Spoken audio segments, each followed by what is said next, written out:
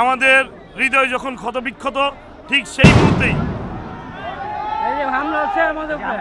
সেই মুহূর্তেই পার্টির নমিনেশন বোর্ড সিদ্ধান্ত নিয়েছে, নমিনেশন ডিক্লারেশন করেছে। আমরা পার্টির এই সিদ্ধান্তকে স্বাগত জানাই। আমরা অতীতেও বলেছি যে আমরা সকল সিদ্ধান্তের প্রতি আমাদের আস্থা আছে, বিশ্বাস আছে, কিন্তু একটি বিষয় আমাদের কাছে খুব মর্মাহত হয়েছি যে আমাদের এই আসনে যাকে নমিনেশন দেওয়া হয়েছিল তিনি এই এলাকার না, এই এলাকার ছিলেন না, এই এলাকার সন্তানও না, এবং ওনার বিরুদ্ধে আমরা জানি যে ঢাকা মহানগর দক্ষিণ যুবদলের সভাপতি থাকা অবস্থায় 2011 সনে শুধু একটি মাত্রই মামলা হয়েছিল। উনি বিগত ফ্যাসিবাদ বিরোধী আন্দোলনে কোথাও ছিলেন না, তার কোনো ভূমিকাই ছিল না। উনি ঢাকা 6-এ বসবাস করেন। ঢাকা 6-এর বসবাসকারী একজন এখানে এসে কিছুদিন আগে আপনারা দেখবেন যে কিছুদিন আগে এই এলাকার ভোটার হয়ে এখন ভোটের জন্য নমিনেশন বোর্ডে আপিল করেছেন এবং তাকে দিয়ে দেওয়া হয়েছে, অথচ তার কিন্তু বিগত ফ্যাসিবাদ বিরোধী আন্দোলনে তার কোনো সেই রকম ভূমিকা ছিল না।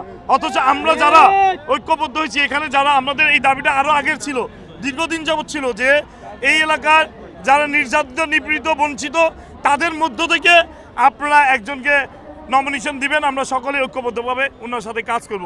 কিন্তু এই দাবিটা আমাদের মানা হয়নি। কেন মানা হয়নি সেটা আমরা জানি না। আমরা পার্টির কাছে বিনীত অনুরোধ করব, এই এলাকার সাধারণ মানুষের, জনগণের চাহিদা মোতাবেক যারা নির্যাতিত, বঞ্চিত, যাদের সাথে জনগণের আশা আকাঙ্ক্ষা আছে, জনগণ যাদের উপর বিশ্বাস রাখে, ভরসা রাখে, এইরকম যারা এই যে নির্যাতিত, নেওয়াজ ভাই, মীর নওয়াজ আলী নেওয়াজ ভাই, উনি গুলিবিদ্ধ হয়েছিলেন, জীবন যৌবনের শ্রেষ্ঠ সময়গুলি ব্যয় করেছেন। ওনার পরিবারে 3টি ভাই, 3জন ভাই কিন্তু নির্যাতিত। মোশাররফ হোসেন খোকন ভাই একজন জনতার কাউন্সিলর, কমিশনার, দীর্ঘদিন যাবৎ কাউন্সিলর ছিলেন, এই এলাকায় থেকেছেন। ঢাকা মহানগর দক্ষিণ বিএনপি যুগ্ম আহ্বায়ক মনির হোসেন চেয়ারম্যান, উনিও নির্যাতিত, উনিও মৃত্যুঞ্জয় জননেতা।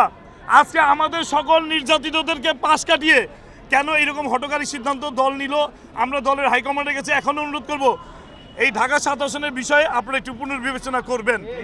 এটি আমাদের প্রত্যাশা, এটি আমাদের দাবি। ধন্যবাদ সবাইকে।